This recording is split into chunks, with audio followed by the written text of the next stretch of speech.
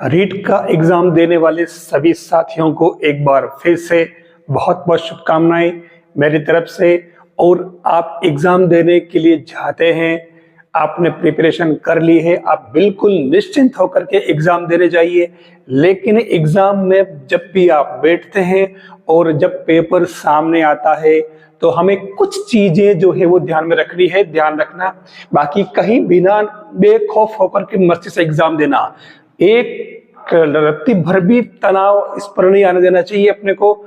Exam में बैठने का और एग्जाम में क्वेश्चन सोल्व करने का सबसे पहला ये उसूल है, आपको ये मान के चलना है कि आपको सभी क्वेश्चन आते हैं।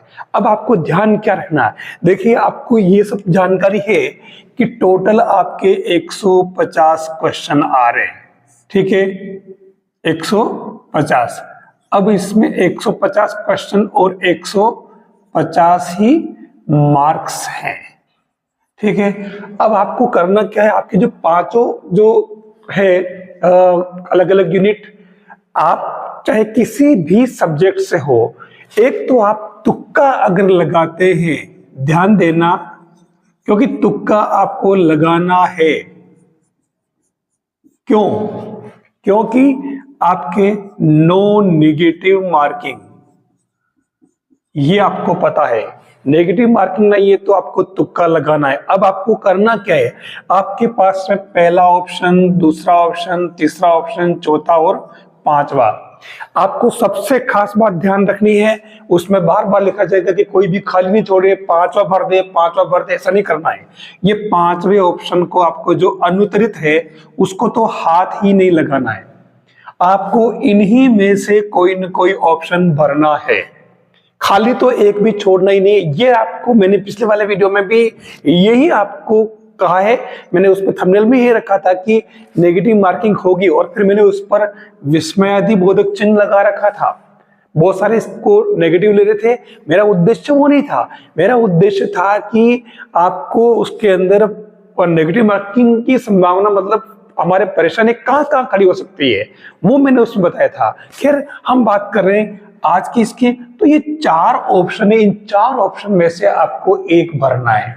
अब सबसे खास बात क्या है, जो आपका जैसे आप मैथ्स से हैं, अगर आप मैथ्स से हैं और आपके मैथ्स के 30 क्वेश्चन है, और क्योंकि बहुत सारे साथी कह रहे हैं कि आप मैथ्स को लास्ट में लें, मैं आपको बता दूं कि लास्ट में आपका समय जब कम बचता है, ठीक है ना, जब समय कम बचता है तब आपका माइंड धीरे धीरे काम करना कम कर देता है, थकान आ जाती है, कहते हैं ना दिमाग थक जाता है। मेरे कभी पुराने स्टूडेंट्स ने कब में पढ़ा था तो उसमें कहा सर मेरा दिमाग थक गया है, वास्तव में दिमाग थक जाता है उस समय। तो उस कंडीशन में आपको ध्यान रखना है, बेस्ट के क्वेश्चन को सबसे लास्ट में नहीं छोड़ना है। आपको क्या करना है कि जो 30 क्वेश्चन है, कम से कम 15 क्वेश्चन जो सिंपल लेवल के, उनको तो आप इजी वे में कर ही सकते हो। तो ये 15 क्वेश्चन तो आपको पहले ही, जब आपके अंदर कोई दबाव नहीं है, कोई प्रेशर नहीं है, माइंड बढ़िया फ्रेश चल रहा, आप उसमें निपटा दीजिए। हाँ, अगर इसमें से कोई ऐसा क्वेश्चन जो ज्यादा कैलकुलेशन और ज्यादा समय ले रहा है, उसको छोड़ दीजिए, उसको हाथ नहीं लगाना। लेकिन 15 क्वेश्चन तो बिल्कुल सरफेस लेवल के होंगे। ये जरूर है कि जो कंटेंट, जो सिलेबस आपका है, उस सिलेबस में से मिक्स क्वेश्चन बनाएगा, थोड़ा आपको सोचना तो पड़ेगा, पेपर इतना इजी भी नहीं होगा, तो इसलिए आपको 15 क्वेश्चन पहले कर लेने। अब बाकी बचे 15 क्वेश्चन, इन 15 क्वेश्चन को आप बाद के लिए छोड़ दीजिए, ठीक है, 30 ही क्वेश्चन करने हैं। उसके बाद आपकी मैं बात करूंगा साइकोलॉजी की। देखिए साइकोलॉजी में जो क्वेश्चन बनते हैं, काफी, हर क्वेश्चन अभी अंडरस्टैंडिंग बेस्ड बनेगा।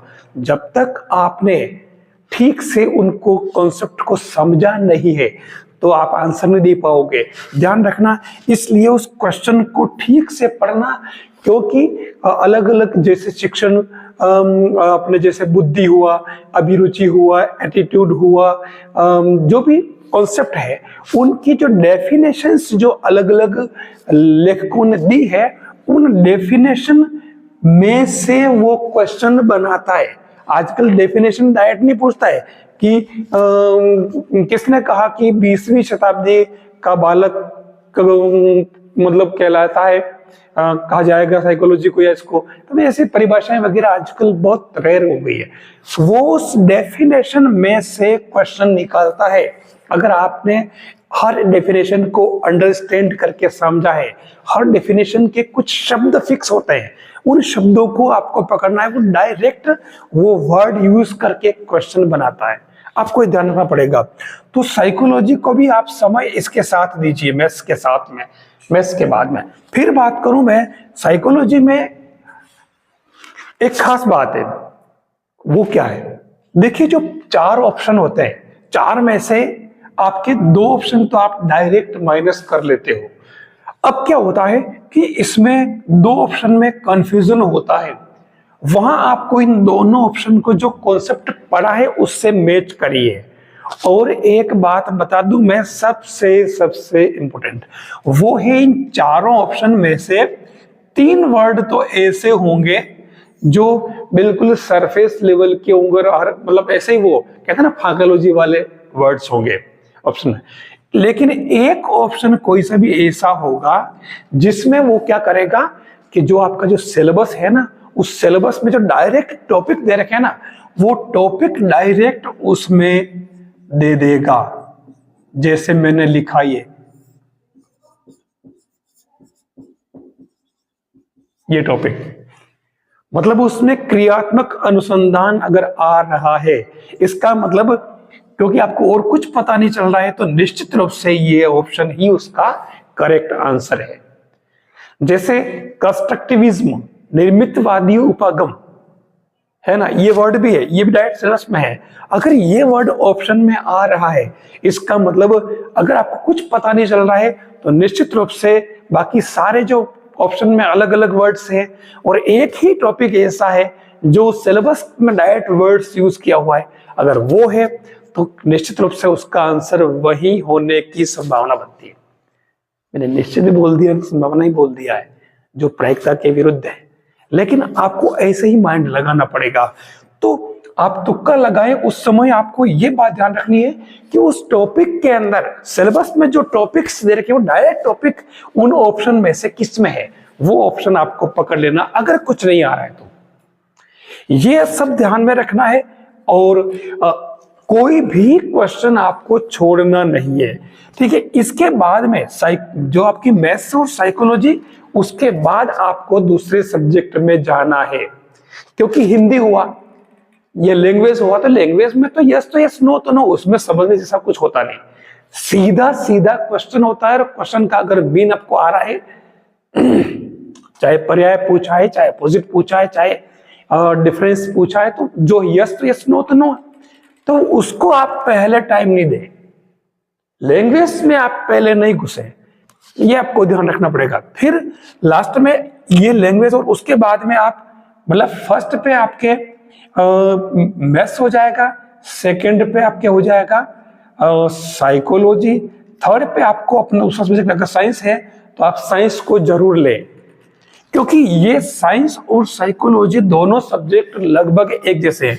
साइंस के अंदर भी क्वेश्चन बिल्कुल वो जैसे साइकोलॉजी में आते हैं ना, परीक्षण से कि कौन सा परीक्षण वैध है, वस्तुनिष्ठ है, विश्वसनीय है, मतलब इस तरीके के जो वर्ड्स आते हैं, और इन सब में माइनर डिफरेंस है, जबकि है सब अलग अलग। सेम साइकोलॉजी अपने साइंस के अंदर भी ऐसे ही क्वेश्चन आते हैं, तो आपको बहुत सावधानी बरतनी है और आपको इन ऑप्शंस पर जाना है, एक भी क्वेश्चन को आपको छोड़ना नहीं है। टाइम जरूर आपको मैनेज करना पड़ेगा, आप मैथ्स के हैं तो मैथ्स के लिए टाइम मैनेज करें, ये बाकी के जो 15 क्वेश्चन बच जाते हैं उनके लिए आपको इनको कर लेने के बाद में, मतलब लैंग्वेज और उसके बाद फिर आइए और उसके बाद में बाकी बचे हुए क्वेश्चंस पर फोकस करिए, क्योंकि उस समय आप वापस आओगे तो आपको लगेगा कि मैंने 15 क्वेश्चन तो सही कर लिए हैं, अब तो 15 ही बचे, 15 में से मैं जो लगभग 8-9 क्वेश्चन तो और कर ही लूंगा, और बाकी जो बचे उनमें तुक्का जिंदाबाद। तो आपको इस तरीके से क्वेश्चन वहां करने हैं, कोई भी बर्डन नहीं आने देना है, आपको आराम से क्वेश्चन पढ़ना है। सबसे बड़ी गलती हमारी वहां क्वेश्चन को ठीक से नहीं पढ़ते हैं, तुरंत ऑप्शन में चले जाते हैं। तो क्वेश्चन को जरूर ठीक से पढ़ना, फिर ऑप्शन की बात करना। क्वेश्चन को बार बार 2 या 3 बार उसको रिवाइज करें, मेन वर्ड्स पकड़े, वो वर्ड्स क्या मांग रहा है और उन वर्ड्स का उसी में आंसर होता है, ध्यान रखना। वही कनेक्टिविटी मिल जाती है, आपको कहीं बाहर नहीं जाना पड़ता है, खास तौर से साइंस और साइकोलॉजी में। बाकी दूसरे सब्जेक्ट में तो अपने को व्यवस्थित पढ़ना पड़ता है, लेकिन इनमें तो काफी कुछ कनेक्टिविटी होती है आंसर और क्वेश्चन में, तो आपको वहां से ठीक से पढ़ना है। एक बार फिर से आपको शुभकामनाएं, आप निश्चित रूप से सक्सेस होंगे रीट एग्जाम में, ये मुझे विश्वास है।